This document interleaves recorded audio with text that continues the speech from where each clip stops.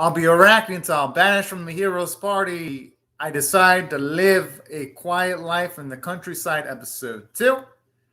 I'll be watching it from Funimation's website, and I'll be starting my reaction in 1-0 go. Kadokawa. Which honestly, I think their logo actually looks pretty cute as fuck. Alright, now it's back. Dang. Always never get sick out of the Funimation noise.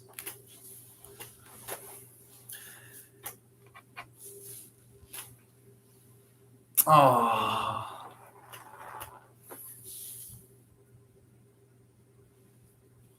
Oh, I gotta admit, those are gonna be some potions with like a low amount of life if they're just gonna expire that easily.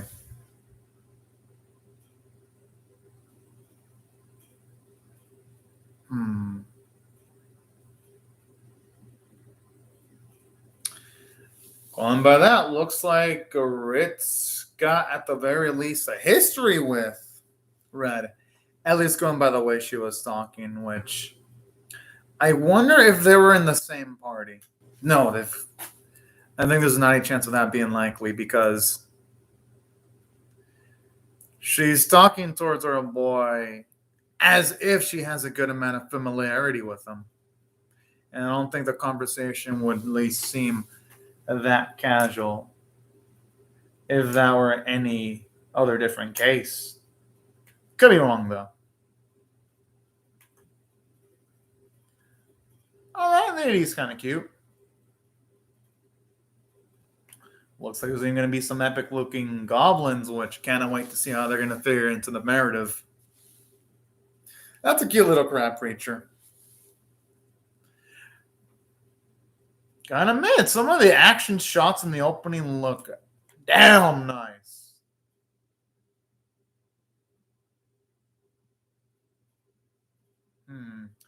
My guess is that the hero is gonna definitely miss Red. That's my gut feeling because I don't think they'd be showing her multiple times in this episode, and they wouldn't have shown that bit in the first episode if that wasn't going to end up being the case eventually. But that's my guess.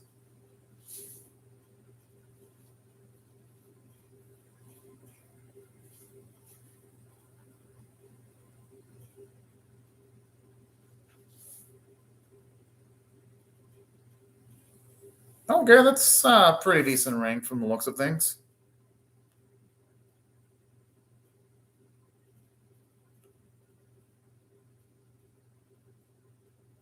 Huh.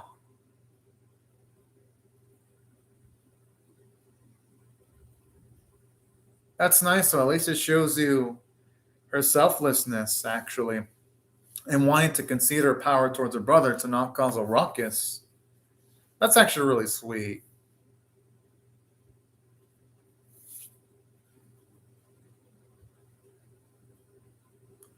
Whoa! I mean, the color of her scarf is red.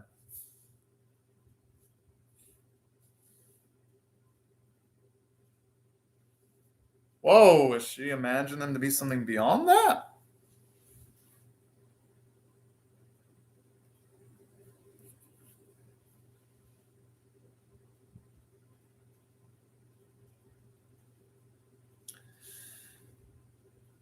I kind of hope we get to see flashbacks on how Red carried himself in the party before he separated.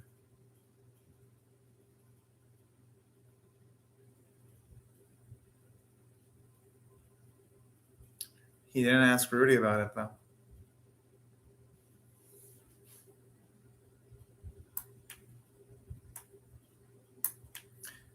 I do like this bit of characterization for Red, though, because it shows you how much she does care for Red's well-being and asking questions like that.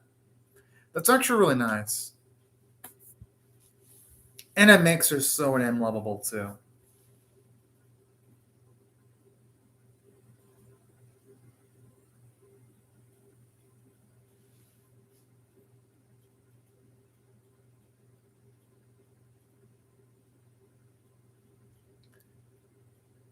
The thing is, though, maybe he might have not been able to do anything physically for Rudy in fighting, but maybe he was an emotional support for Rudy. I mean, he never really ran it by Rudy. That's the thing. I understand why he wouldn't want to. Because it would showing vulnerability probably wouldn't be in anyone's best interest. But I think he probably could have handled things better with Rudy, if you ask me. But then again, they haven't shown enough of Rudy to say that that might have been the best case scenario, though. For all I know, Rudy could be a complete hard ass. And maybe what Red did was for the best.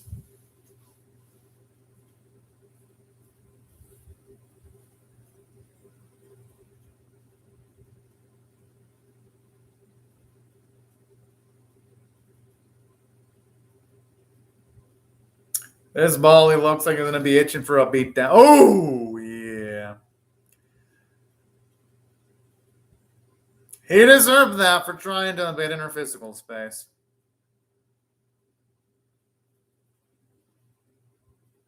Ho ho!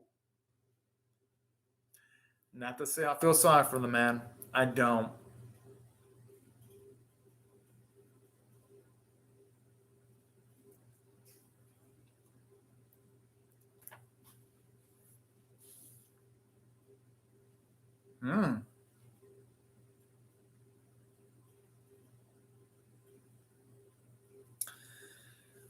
Kind of like how it shows you how Ritz was right before she seemingly changed, though, saying how cocky and arrogant as fuck she was.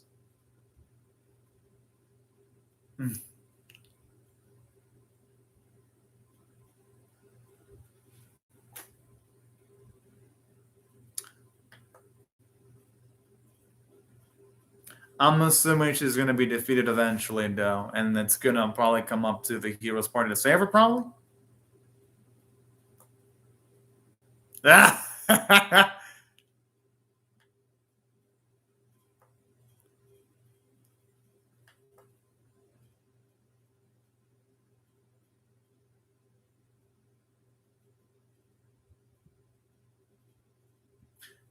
I like how he really has to harken back towards the moment where she was honest.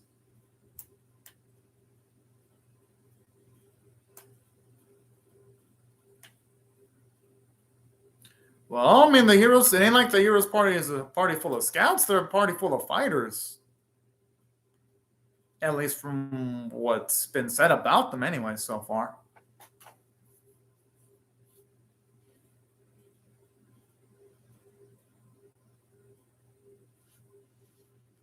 She's taking it too far there.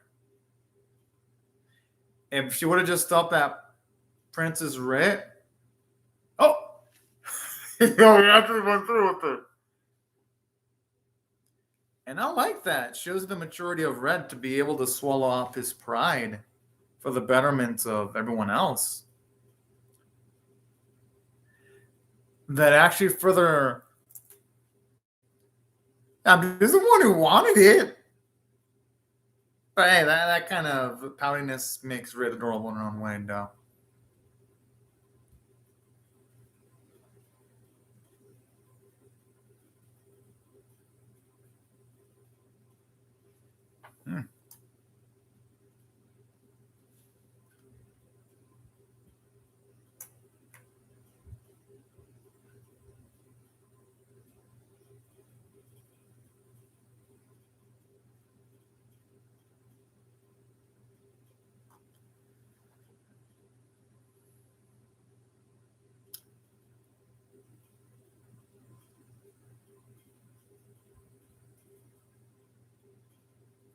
Kind of like how, at least here, even though we're not getting the plot progress that much since it's a flashback, it does give Rit and Red a little bit more characterization, seeing them utilize their intelligence to figure things out. So even though, yes, it ain't the most extravagant scene ever, it still works in its own way.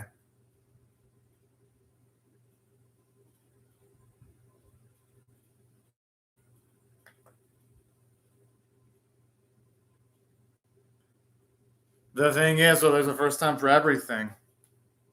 And you can't win them all. Everything has a beginning, middle, and end.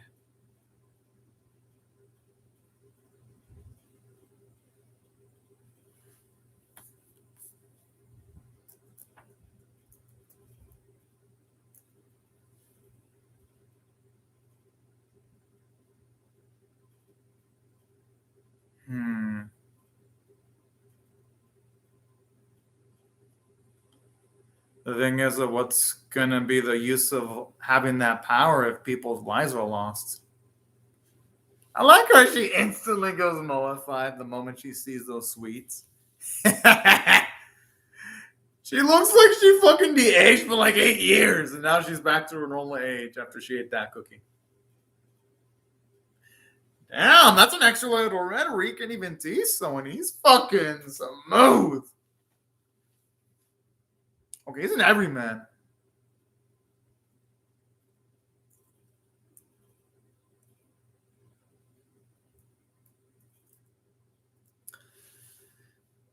Right.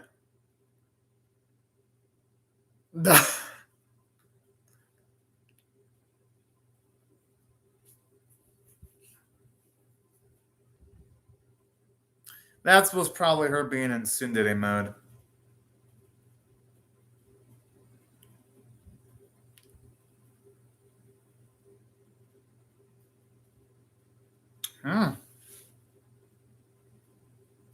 Oh. And that dude looks like a beast because he's one of the characters that got in the opening. Can't wait to see the backstory about that. Hopefully we get to see Red actually act a little bit incompetent in combat, or at least a liability, so that we can get more emphasis as to why he accepted being banished from the party. I hope we can get that. Because they need to tackle that eventually in one of these flashbacks. But even if they don't do it in this episode, I wouldn't mind if they did it in the future episodes, just as long as they do it within the season.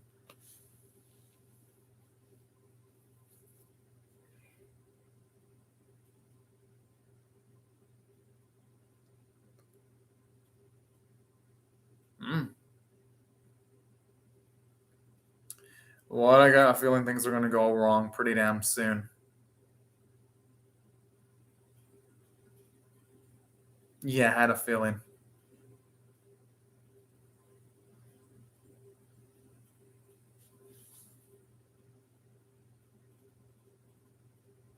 I'm assuming the master was... Yo!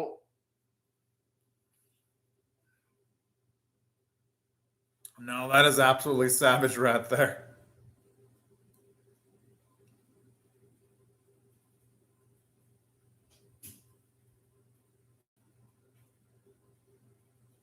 And that's what I was saying earlier. She's going to be jinxed because when they said that she's never lost in the arena. Oh! Yeah, there was going to be a time where she needed help in a specific moment like this.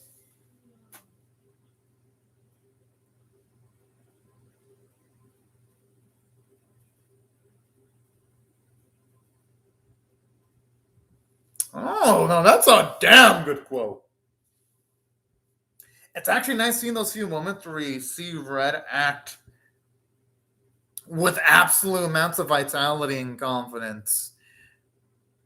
Because don't get me wrong, an episode when he acted with a lot of vitality, but not with absolute confidence, like in this specific moment, gives him a little bit more characterization.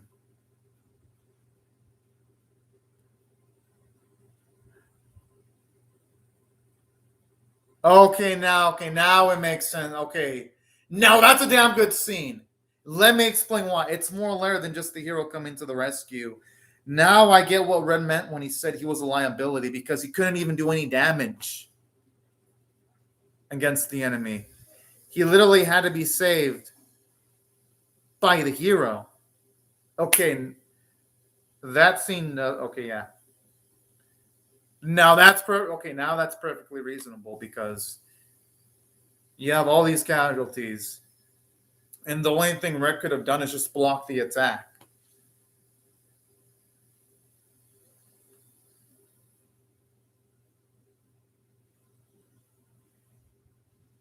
And no one would have blamed her if she didn't want to fight anymore.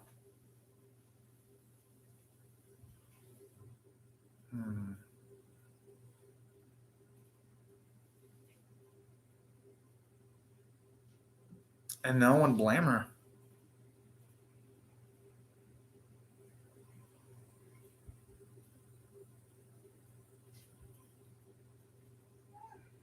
Jeez.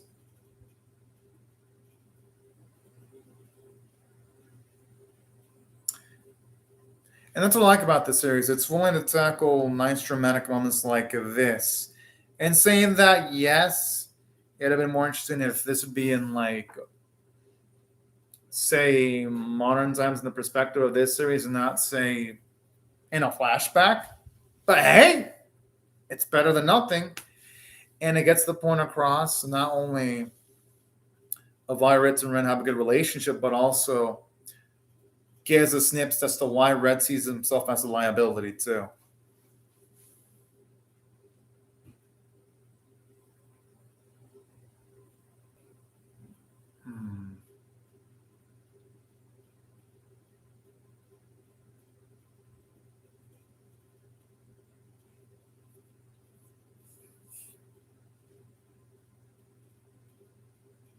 That's true. Then remember all the pauses that she did before that.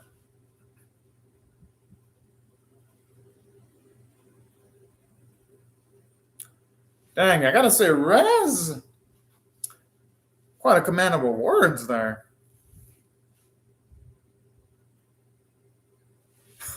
Yo.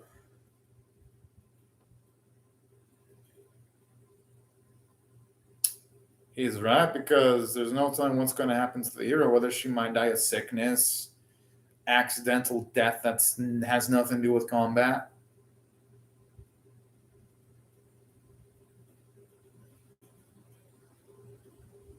Oh, yeah, that was a good flashback. I'll give the episode credit. It showed a lot in a little amount of time. And she looks like a woman who's in love, too, with the way she's blushing. I can shift that.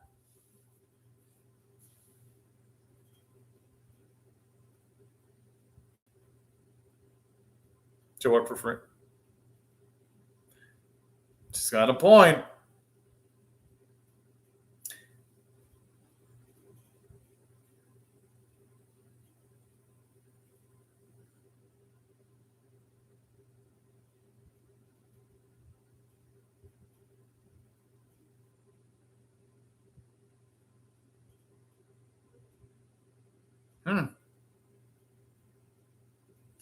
Okay, that's pretty fucking badass. How? I think it could be useful in some practicalities. Well, yeah, he should keep it owning for himself.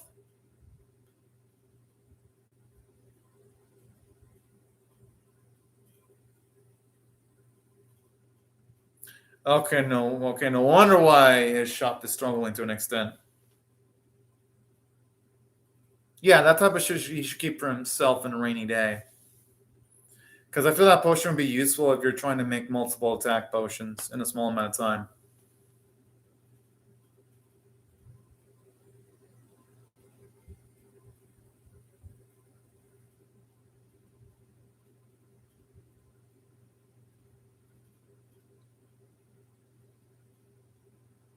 Oh. And I'm like that because someone needs to tell the Red that. Because yes, somebody, he did save that kid in the previous episode and he did help out Rit too. So that counts for something.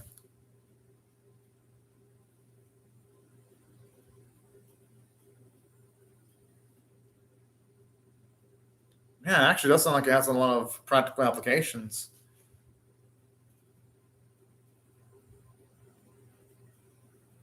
I'm sure he can pull it off eventually, though.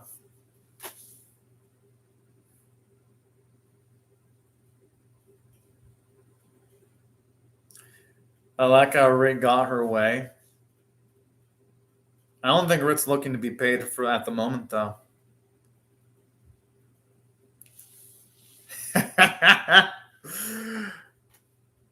Whoa!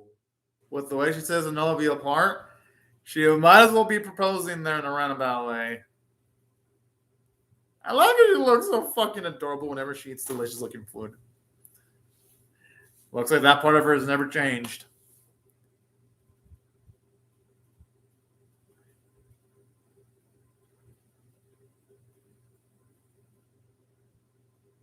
I like how she's already asking about breakfast, even though she's eating lunch.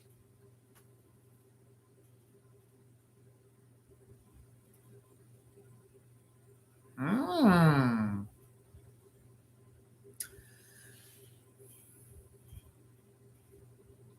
Unless she has magic potions.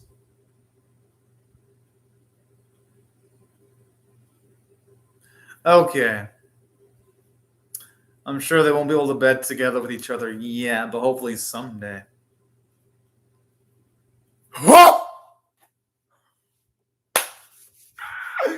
Oh, man, I love the sound of this. I just love how they're calmly just.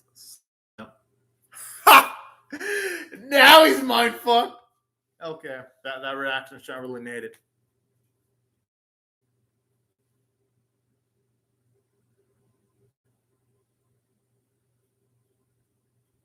She looks like a badass.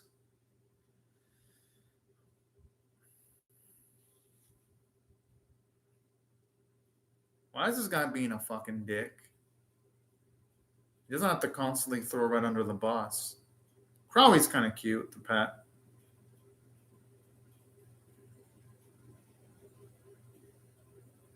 Can this guy shut the fuck up?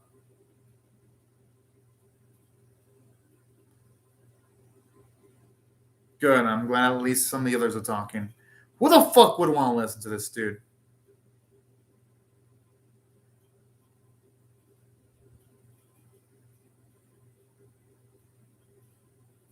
I like how that crab is waving.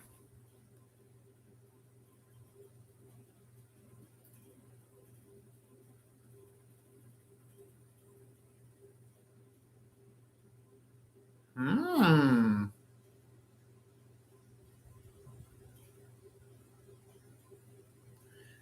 Yo, this dude looks like she built a tower. I wouldn't blame her though. Fucking Rudy looks fucking creepy as fuck.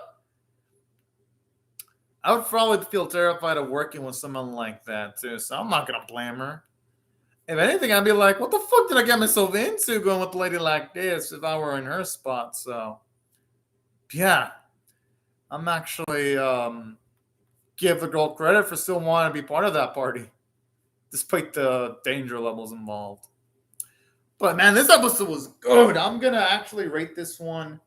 If I had to rate this on a scale of 1 to 10, with 1 being abysmal, 5 being average, and 10 being exceptional, I'm giving it a 7.25 out of 10. It was actually good because we finally get to see why Red somewhat looks at himself as a liability. This episode kind of showed it when he couldn't do anything against the creature that killed Red's master. And I love stuff like that because at the very least, it's like, okay, at least through visual storytelling, they're telling us why he didn't feel himself as an adequate enough party member. He didn't say it out there, but the flashback showed us enough to at least get glimpses as to why he thinks that way. So good on the series. It respects its audience enough to just give us a small snippets of animation. And that wasn't the only thing that did well from the story standpoint. At least it's showing progressive from the front of Ruti's party that they're already getting this new girl called Tisa to join their party. I like that. Because at the very least, the hunt to go against the Demon Lord is still ongoing, even though Red doesn't have anything to do with it. At least you see progress from that end. And naturally, something that I also loved about this episode, too, from a story standpoint, was a nice bit of comedy whenever it came to Red. Where with Red, it just looks like straight up. Whenever it's like food based, she'll like instantly go gaga and she'll get rid of her hardcore serious nature. I think that's really adorable how she hasn't changed that facet about herself. And it led to some nice humor. But I think it also, at least what I like about this episode, implies it's going to be at least a bit of emotional depth because in the episode, I love those little nuances where she snips the scarf, just showing you how much she's in love with the rat and bits of that nature. And I love that. Cannot wait to see where they're going to take this series from a romance standpoint because it's going to make it more unpredictable and more enriching to watch. And that's what I really dug about this episode. Then aside from that, I gotta say from a character standpoint, it did a lot. It showed off how Ritz started out as someone who was a bit confident. She got humbled by reality. She had to go through emotional struggle. Then eventually she persevered through some motivation from Red, and she got the will to fight again. And that's what I dug about this episode. At least shows us that characters in the series still go through their emotional struggles that they have to strive to dominate against. I thought that really gave the episode a lot of liveliness, if you ask me. And other things that I also loved about this episode too is that from a character standpoint, aside from what they did with the Ritz and Red, I love the amount of fear you could feel from Tisei. It gives Rudy a lot more of an imposing and intimidating presence than she already had. And she already had an intimidating presence to begin with. And I kind of think that it did a great job in showing you how much of a dick Aries is. I'm like, what did our boy do to him? Because he always finds a way to constantly insult Red, even though Red's not even in the party anymore directly. Yet this dude's always a fucking asshole. So even though, yes, it shows off how much of an asshole Aries is, it simultaneously also makes him interesting because it makes me wonder, what did Red do to even get on this man's bad side? So that's why I got to give credit where credit's due on the episode when it comes to a character standpoint, because it became a much more intriguing. The animation and artwork for the episode were actually fine. You can definitely tell the animators did a pretty dang good job.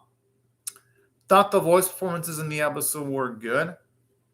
I actually liked the music. And that's why, if I had to rate this episode overall, I got to go with the 7.25 out of 10 for a bit above average. And I'm definitely going to be reacting to the next episode for sure. But anyways, y'all, these are my thoughts on the episode. I would really love to hear your thoughts on how you feel about either my reaction or the episode itself in the comment section below. Hope y'all rate the video, share it. Yeah, I'm gonna react to Card Fight Vanguard Overdress, but Card Fight Vanguard is when I catch up, since as you see my Card Fight Vanguard Overdress reactions never really got views. So I react to Card Fight, but when I'm caught up with everything else. So I'm gonna react to Card Fight, but when I'm caught up with everything else. So Card Fight is like last priority. Since it doesn't get high views, it gets the last priority. So yeah, I'm gonna react to Card Fight. I'm not gonna drop it. It's just not a major priority. And you know I pushed Card Fight reactions for the first season. Like, I was reacting to it early when it came to season 1. And those reactions just never caught on. And they got likes and all that. People liked them. They got likes, high retention rates. It just never got views. So, yes, I'll react to Card Fight. But since they don't get high views, it's going to be on the low priority list. So my Card Fight reactions will be random. For that reason, I'll still react to it. I just don't know when, though, because my priorities are the other anime like Marika-chan and Sakugan. Those are higher priority than Card Fight Vanguard Overdress. Just in case you're wondering why I haven't done it yet, it's because of overtime work. And since I have overtime work, I gotta react to the animes that actually do get me views for reactions. And Card Fight just doesn't get those views. Even though I do love Card Fight a lot, people don't show out for the Card Fight reactions. But yeah, hope that answers your question. I think your profile name is LL or II. But yeah, hope that answers the question, II. But yeah, these are my thoughts on the episode, y'all. I'd really love to hear your thoughts on how I feel about my reaction or the episode itself in the comment section below. Hope y'all rate the video, share it, comment, or subscribe, and I will see y'all later if you come back for more. But anyways, thank you very much, for commenting on the live chat, and thank you very much, everyone else, for watching my video. Hope y'all have a fun, great, safe, and fantastic day, and I'll see y'all later if you come back for more. Bye, everyone.